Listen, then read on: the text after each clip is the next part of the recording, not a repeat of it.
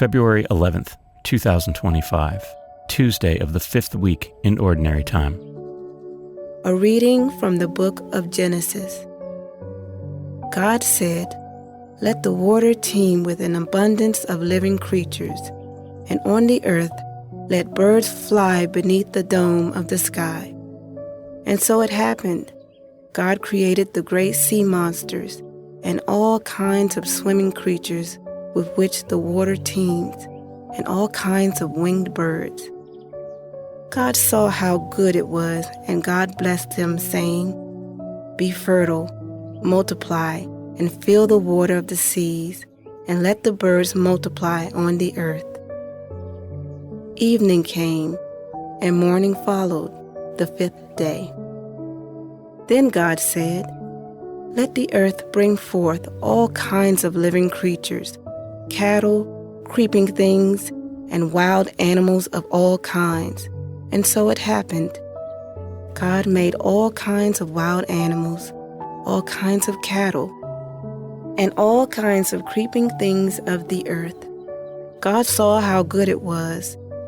Then God said, "Let us make man in our image, after our likeness. Let them have dominion over the fish of the sea, the birds of the air, and the cattle, and over all the wild animals, and all the creatures that crawl on the ground." God created man in his image. In the divine image he created him. Male and female he created them. God blessed them, saying, "Be fertile and multiply, fill the earth and subdue it. Have dominion over the fish of the sea, the birds of the air, and all the living things that move on the earth." God also said, "See, I give you every seed-bearing plant all over the earth, and every tree that has seed-bearing fruit on it to be your food, and to all the animals of the land, all the birds of the air, and all the living creatures that crawl on the ground, I give all the green plants for food." And so it happened. God looked at everything he had made, and he found it very good. Evening came, and morning followed, the 6th day. Thus the heavens and the earth and all their array were completed. Since on the 7th day God was finished with the work he had been doing, he rested on the 7th day from all the work he had undertaken. So God blessed the 7th day and made it holy, because on it he rested from all the work he had done in creation. Such is the story of the heavens and the earth at their creation. The word of the Lord.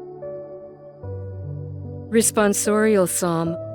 The response is, "O Lord our God, how wonderful your name in all the earth.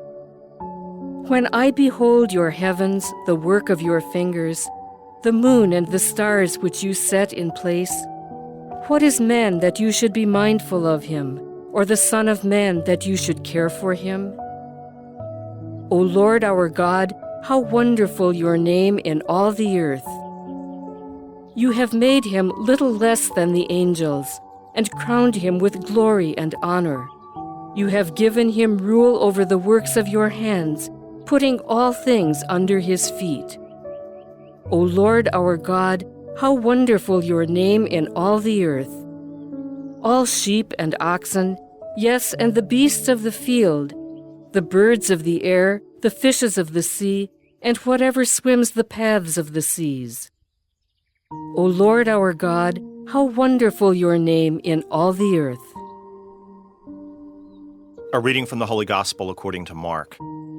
When the Pharisees, with some scribes who had come from Jerusalem, gathered around Jesus, they observed that some of his disciples ate their meals with unclean, that is, unwashed hands. For the Pharisees, and in fact all Jews, do not eat without carefully washing their hands, keeping the tradition of the elders. And on coming from the marketplace, they do not eat without purifying themselves. And there are many other things that they have traditionally observed. The purification of cups and jugs and kettles and beds. So the Pharisees and scribes questioned him, "Why do your disciples not follow the tradition of the elders, but instead eat a meal with unclean hands?" He responded, "Well did Isaiah prophesy about you hypocrites, as it is written, 'This people honors me with their lips, but their hearts are far from me.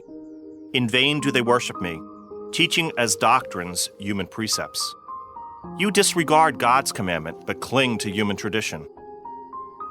He went on to say, "How well you have set aside the commandment of God in order to uphold your tradition.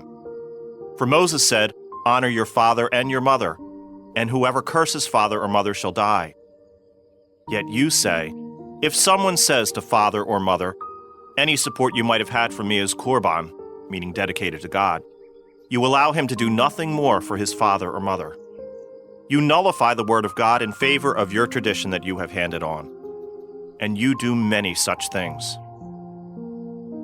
The Gospel of the Lord.